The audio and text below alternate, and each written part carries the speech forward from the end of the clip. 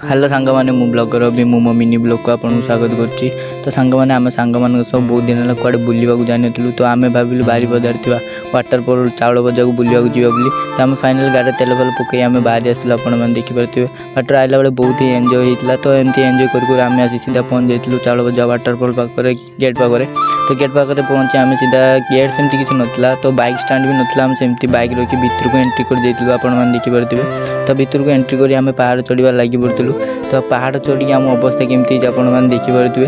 तो फाइनाल बहुत समय पहाड़ चढ़ला पर आम पानी देखा पाई पानी देखी मो सांग केमती खुशी केमती होची आपने देखिपे। तो फाइनाली आउ कि समय चलला पर आम सीधा आसी वाटरफॉल पाखे पहुँच जाइलु। वाटरफॉल पाखे पहुँची सांग मैंने देखिपे ये पानी किसी ना पानी नाला तो समस्त मन बहुत दुख होता।